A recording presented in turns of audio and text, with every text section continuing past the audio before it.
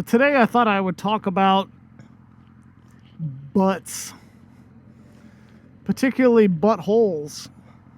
Well, I guess even more specifically than that, colon stuff. Not in a creepy way. If you're like me, I'm 51. I'll be 52 this November 2026. And if you're like me, you're at that age where you got to start thinking about colon health and all that kind of stuff. With me, I'm a little bit different because my mom had colon cancer, and it turns out that colon cancer is passed on the maternal side of your family, meaning if your mom has it, you're more likely to get it. So, a few years ago, I had to start thinking about colonoscopies and stuff like that. And if you're like me, you're an overthinker, you're a worrier. Not somebody that goes to war. A worrier, however you say that. And I worry about that. I worried about what the procedure would be like. So I thought this would be an interesting way to talk about it because, you know, if anybody looks at you, you have your earphones in at work or whatever, it looks like you're just watching a motovlog. They don't realize that we're actually talking about colon health and colonoscopies and stuff, right? So,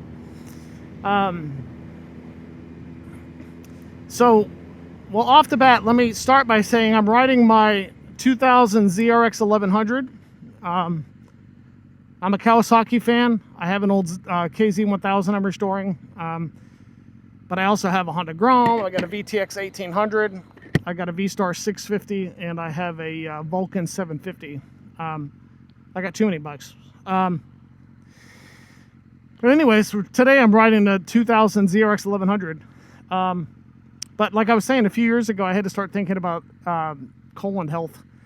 And I had to start thinking about getting colonoscopies and stuff. So I figured I would break down the procedure on what I went through and what it was like, right? So it started off with a referral from my regular doctor. So if you're not going to a regular doctor, that's the first step. You have to probably start seeing your doctor. I know it's scary. A lot of people are like, well, I don't want to know. If there's anything wrong, I don't want to know. I get it. But with me, the reason I first started going, a little bit of a backstory, I started going because of anxiety of all things. And me being Generation X, you know, they didn't really preach to us mental health very much, right? So I originally went to my doctor about anxiety, and because I thought maybe I was ADHD. And so when he was getting my family history, I mentioned to him that my mom had colon cancer. And so he had asked me, he said, so you've had a colonoscopy, right? I was like, no. And he's like, what? You should have been having them already. I'm like, oh, great, okay.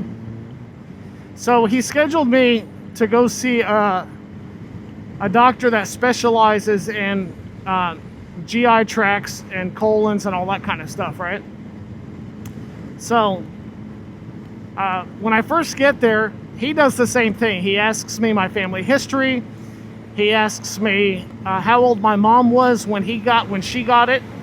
My uncle had it as well, how old they were, to kind of get an idea of how far I would be progressed if I had it, right? Turns out my mom had it when she was in her 70s. My uncle had it when he was in his late 60s, and at the time I was like 49. So 48, 49, somewhere around there. So anyways, he schedules me for the colonoscopy. And they give me this medicine. And there's several different kinds. Some people say they took a pill. I got the liquid stuff. And they gave me 2 bottles of this liquid. Now, what my doctor said, by all means, go by what your doctor says. Don't go by what I'm saying. I am not a doctor. I'm not a therapist. I'm not a nutritionist. None of that kind of stuff. I'm just some weirdo that likes to talk about colonoscopies on a motorcycle. But he told me to keep taking the medicine until when you go to the bathroom, you're basically pooping water, right? And warning, spoiler alert, we're going to be talking about poop. So he said basically keep taking the medicine until you're pooping water, till it's like clear liquid, right? So the stuff is kind of gross. It kind of tastes like, I don't know, it kind of tastes like if you were to take some kind of like fruit drink, like maybe White Monster, and add a crap ton of salt to it. That's kind of what it tastes like. Didn't taste very good. It tastes a little bit better if you have it on ice, I guess. So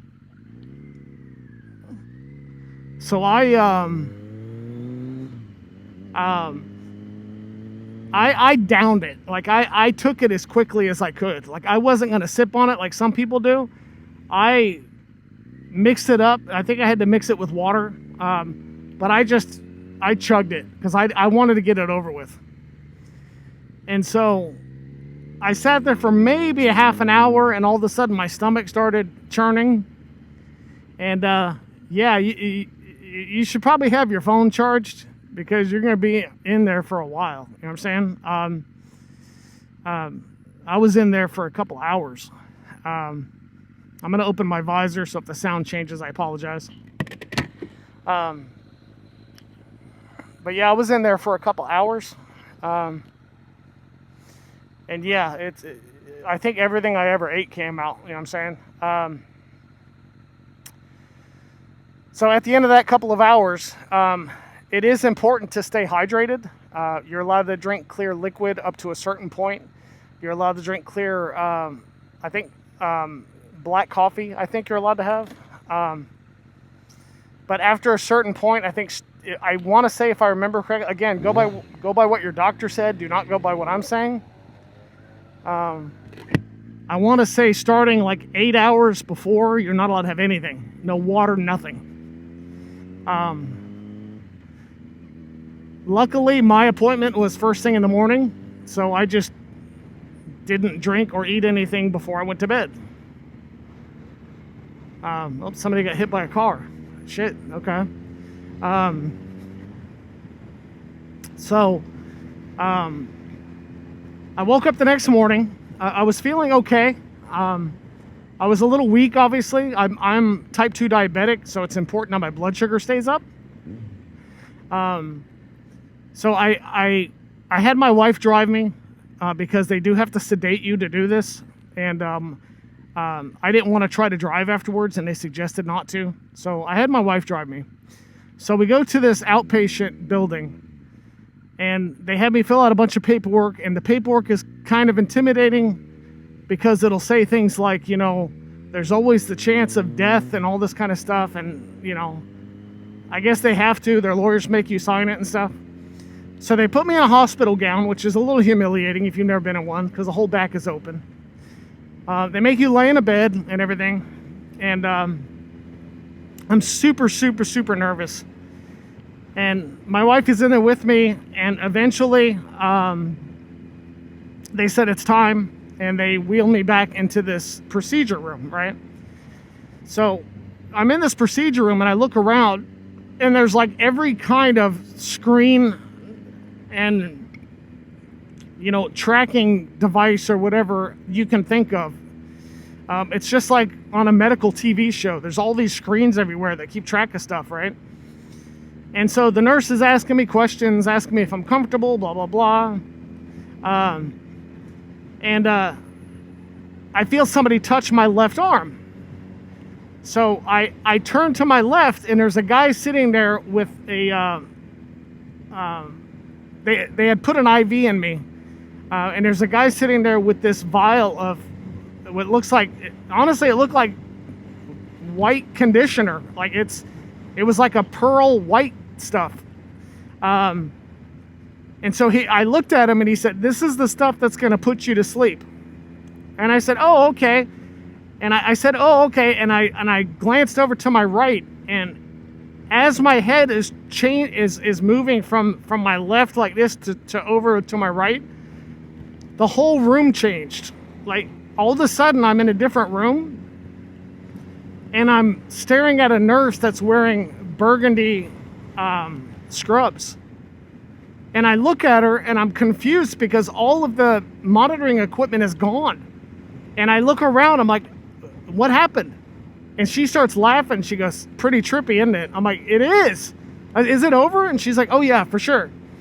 It was so instantaneous. Like, everybody's going to tell you, oh, it's the best sleep you ever had. Now, for me, it was instant. It was instantaneous. Like, there was no time lapse. There was no pain involved, nothing. So the doctor finally came in, and he told me, he said, so the procedure's done. We did see some polyps that were precancerous. I didn't know what that meant. And I said, okay. I said, does that mean that I have to come back more often? Because, like, if they're precancerous now, how long before they're cancerous? And he said, no, you don't understand. Like, I took them. Like, so I guess when they do the colonoscopy, if they see polyps, they remove them. I'm like, oh, okay. So they were gone. But he said, I do have to come back in a few years or something, or 5 years or something. I can't remember. But basically, they want me to come back before those polyps can develop into what would be colon cancer. So now that they know I'm preconditioned to it, had I not gone, I would have had colon cancer eventually. So the other question I had for the doctor was, do I have stitches? And do I need to get those stitches out somehow? And he said, no, we use clips. They're clips that hold the area shut, and they'll just come out naturally. So me being the comedian I am, I asked him, do you want those back? And the doctor, I got to hand it to the doctor. He's like, no, we don't need them back. If you want to, you can use them to close potato chips and stuff if you want, which I was impressed that he caught on so quickly. Although I'm probably not the first guy to make that joke. As far as recovery goes, I was really groggy the rest of the day. I was still feeling the effects of the enema medicine they give you.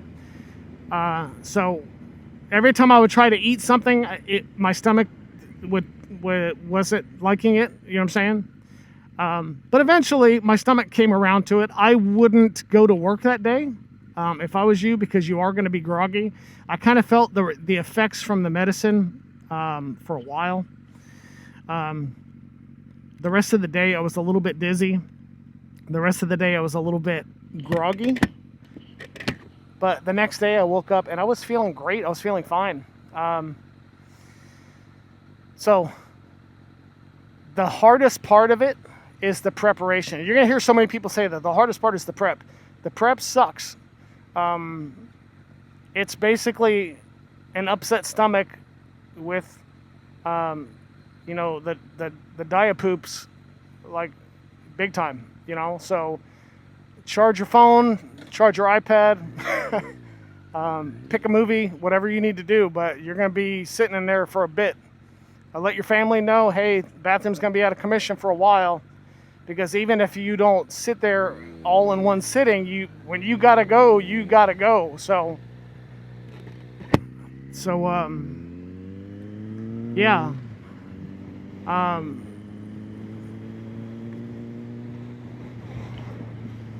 So it was interesting. It was really interesting. If I had to do it again, I wouldn't be as nervous. Again, the preparation sucks. The worst part about the preparation, I mean, sitting on the toilet, you know what I mean? The worst part about it was not being able to eat anything. And also, if you don't prepare correctly, they can't do it. So, like, you got to go, like, all in on this preparation. You really do, because if you don't go all in, they can't do it. And so I've had a couple of friends that go in to do it, and the doctor says you're not clean enough. They need everything in there clean to be able to see clearly what's inside your colon and that kind of stuff.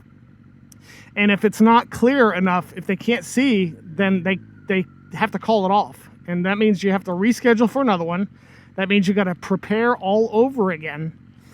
And I think you still have to pay the copay on the insurance. So if you're going to do this, like, go all out and do it. Take all the medicine if you need to. The biggest thing is make sure you don't eat what you're not supposed to. Don't brain fart and drink soda or whatever, or coffee or whatever, the morning of. You can't do that because you'll ruin it. So, and if the worst part about it is the preparation, then I know I wouldn't want to have to prepare for. I'm dreading having to do it again in a few years.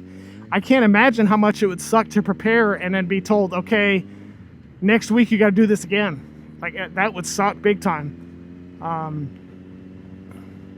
So, advice I would give to people that had to do it is leading up to it. Like, let's say that your appointment's on a Monday. So over the weekend, that final weekend, I would try to eat a lot of fiber. I would stay away from things that kind of mess up your stomach. If you're lactose intolerant, I would stay away from dairy. But I would basically try to eat some bran or some fiber that will kind of make you go to the bathroom anyways. Maybe drink a lot of water too. That helps because you're going to be dehydrated once you start going to the bathroom. So that would be my two biggest tips for that is kind of change your diet a little bit. Starting a few days before you have to start preparing. That's just going to make the preparation process that much easier. If you got a bunch of stuff in your system, all that stuff has to come out. And that just means you're going to have to suffer that much longer. So if you put yourself in a position where you don't really have a whole lot in there, then it's going to be that much easier to get it all out. So, and plus, I'm on a weird diet anyways because I'm type 2. And so I'm on a high fiber diet, low carb, high fiber diet anyway. So my preparation was really easy. But I've heard horror stories about guys that go through all of the medicine and it's still not enough. So my biggest tip for preparing is change your diet a few days before. Charge your device because you're going to be on that toilet for a while. And once the preparation is done, then the hard part's done. Easy part is doing it. That's the easy part. Once the preparation is done, you might be hungry for a little bit, but so, you know what I mean? Like, so yeah, once the preparation is done, you're home free. So then you get to, trip out on medicine and stuff and make inappropriate jokes to doctors about clips up in your butthole. So I hope any of this helped. I know it can be a really scary thing, especially guys in our generation, Generation X and older. Like when we hear about, oh yeah, they're going to stick something in your butt. Like, no, they're not. But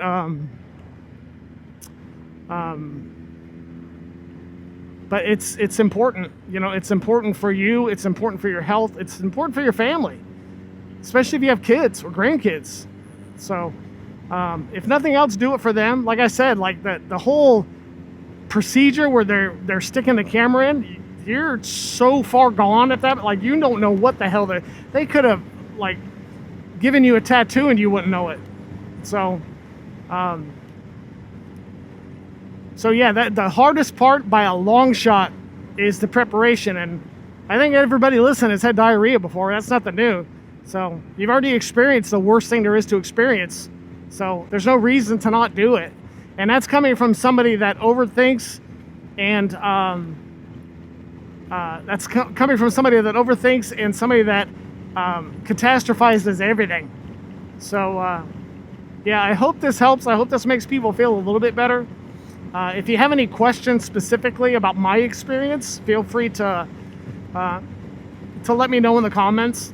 On all my videos, like if I said anything that's inaccurate, or if I said anything that contradicts your experience, I have zero problems having that conversation. I just ask that it's respectful, because at the end of the day, the whole purpose of this is for us to learn from each other. So as long as it's constructive and not destructive, I think that conversation is warranted and smart. So I hope any of this helps. And good luck if you are thinking about doing this. If you have anybody on your mom's side that's had it, you really, really, really need to think about doing this. So I hope this is a rabbit. I hope any of this helps, and I'll talk to you later.